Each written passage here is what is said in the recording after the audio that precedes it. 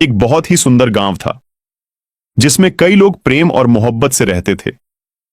एक औरत बाहर से आकर बहुत बड़ा बंगला बनाकर उसमें रहने लगती है। वह औरत देखने में बहुत ही खूबसूरत थी, साथ ही दिल की भी बहुत अच्छी थी। वह गरीबों की भी मदद किया करती थी। उसका नाम सरिता था, लेकिन लोगों ने उसका नाम परी रख दिया था। पड़ोस ही में चमन नाम का एक आदमी रहता था जो बहुत ही गरीब था। उसके घर उसकी बेटी की शादी थी। चमन परी के घर जाता है, दरवाजे की कुंडी खिटखिटाता है। अरे चमन, सुबह सुबह क्या हुआ? अरे परी जी, क्या आप मेरी थोड़ी सी मदद कर सकते हैं? बताओ चमन जी, अगर मुझसे हो सकेगी तो जरूर मैं आपकी मदद करूंगी। परी जी, मेरी बेटी की शादी है। मेरी बेटी के लिए कपड़े और कुछ शादी की चीजें लाने की जरूरत है, लेकिन मेरे पास पैसे नहीं है। महेश पैसे तो दे रहा है, लेकिन बहुत ज्यादा ब्याज पर दे रहा है। इतना मैं कैसे वापस दे पाऊंगा? बस पैसों की जरूरत है, लो ले जाओ ये पैसे। और भी जरूरत पड़े तो फिर भी ले जाना, और जब आपके पास पैसे आ जाए तो मुझे वापस कर देना। चमन पैसे लेकर अपने घर चला जाता है।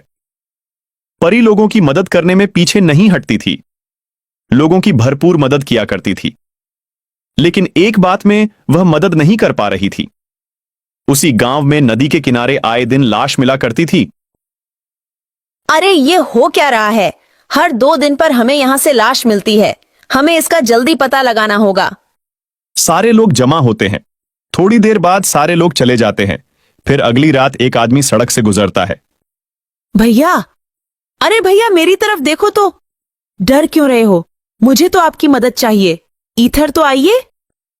नहीं, हम किसी की मदद नहीं करते हैं। मुझे घर जाने दीजिए। अरे मुझे घर जाने दीजिए। वो आदमी चलने लगता है। एक बार तो मेरी तरफ देखिए, शायद आपका इरादा बदल जाए। नहीं, हमको नहीं देखना। हमको माफ कीजिए, मुझे जाने दो। मैंने कहा ना मेरी तरफ देखिए, समझ नहीं आता? जैसे ही वो देखता है, वो मर जाता है। हाँ हाँ हाँ हाँ, कब की रट लगा रहा था। अब तो तेरी लाश घर जाएगी। अगर एक बार मेरी तारीफ कर लेता तो मैं जिंदा छोड़ देती। उसके बाद चुड़ैल उसको नदी के किनारे डाल देती है। अगले दिन सुबह सुबह रीना रोती हुई आती है।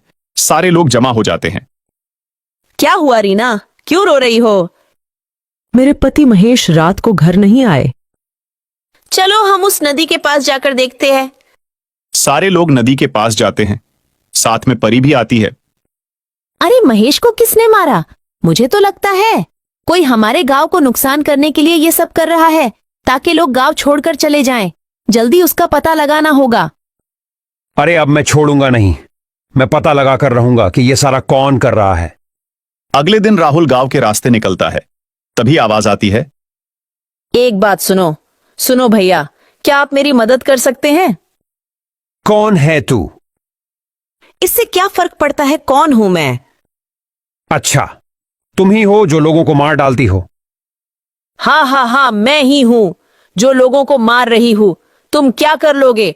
आज तो तुम्हारी बारी है। हा हा हा हा हा। अरे नहीं, मुझे पता नहीं था कि तुम एक चुड़ैल हो। मुझे छोड़ दो। तुम्हें लोगों के साथ जो करना है करो, मुझे छोड़ दो। अब तू जिंदा नहीं जाएगा। अभी तो बड़ा उछल रहा था, बड़ी बहादुरी दिखा रहा था। तेरी बहादुरी कहां गई? और तुझे मैं छोड़ दूं ताकि तू सारे लोगों को बता दे, ताकि लोग यहां आना बंद हो जाए। अरे नहीं, मैं किसी को नहीं बताऊंगा। किसी के सामने मुंह भी नहीं खोलूंगा कि लोगों को चुड़ैल मार रही है। बस मुझे जाने दो। चुड़ैल उसको भी मार डालती है और नदी के किनारे जाकर डाल देती है। सुबह जब लोग नदी के किनारे पर जाते हैं तो देखते हैं। अरे ऊपर वाले, इसने तो राहुल को भी मार डाला। क्या जरूरत थी अकेले जाने की? क्या हीरो बनने गए थे? कुछ तो करना होगा। अगर रोज रोज इस तरह चलता रहा तो पूरा गांव खाली हो जाएगा। हमें जल्दी से उसी पर निर्णय लेना होगा। हाँ, मेरी तो राय है कि सारे गांव वालों को जमा किया जाए। उसके बाद सारे गांव वालों को जमा किया जाता है। गांव के सरपंच और मुखिया और बड़े बड़े लोग जमा होते हैं। गांव का सरपंच खड़ा होता है और लोगों से कहता है, हर एक आदमी इस मामले में अपनी अपनी राय दे। हमें क्या करना होगा? सरपंच जी, मेरी राय है कि आज रात सारे लोग पूरे गांव में फैल जावे और नदी के पास भी कुछ लोग चले जाएं। लोगों को कौन मारता है सब पता चल जाएगा। लेकिन सारे लोगों को देखकर वह नहीं आएगा तो हमारा काम नहीं होगा। सरपंच जी, मेरी बात सुनो। मैं आज रात को जाऊंगा, मेरे साथ एक आदमी को और भेजो। हम दोनों मिलकर पूरी बात का पता लगाएंगे, फिर हम सुबह आपको बता देंगे। ये बात सही है। दूसरा आदमी कौन तैयार है, जल्दी बोलो। तो एक आदमी खड़ा होता है जिसका नाम प्रकाश होता है। सरपंच जी, मैं जाऊंगा। लोग अपने घरों पर चले जाते हैं। जैसे ही रात होती है तो प्रकाश और मोनू दोनों गांव से निकलकर सड़क के करीब जाते हैं। वहां से दोनों अलग अलग हो जाते हैं। जैसे ही प्रकाश थोड़ा आगे जाता है तो आवाज आती है, अरे सुनो, मेरी तरफ एक बार तो देखो। अरे चुड़ैल, तू ही लोगों को मारती है। हा, मैं ही मारती हूँ। आज तेरी बारी है। प्रकाश फौरन वहां से दौड़ता है। प्रकाश फौरन मोनू को बुलाता है। मोनू, जल्दी मेरी तरफ आओ, यहां चुड़ैल रहती है। अरे प्रकाश, क्या हुआ? अरे भाई, देखो उधर दूर जो अभी औरत नजर आती है वही चुड़ैल बनकर आई थी। चलो उधर जाकर देखते हैं। जैसे ही वह दोनों चुपके से देखते हैं तो प्रकाश कहता है, अरे ये तो परी है, परी। ये दोनों आदमी भागकर गांव आ जाते हैं। फिर वह दोनों अपने अपने घर चले जाते हैं। जैसे ही सुबह होती है वह दोनों सरपंच के पास जाते हैं। फिर सारी बात सरपंच को बताते हैं। फिर सरपंच गांव के कई लोगों को लेकर परी के घर जाते हैं। सारे लोग और सरपंच परी के घर जाकर दरवाजा खिटखिटाते हैं। परी बाहर नहीं आती। सारे लोग आपस में एक दूसरे से कहने लगते हैं, लगता है परी को पता चल गया है, अब बाहर नहीं आएगी। उसमें से एक आदमी कहता है, मुझे तो लगता है परी भाग गई होगी।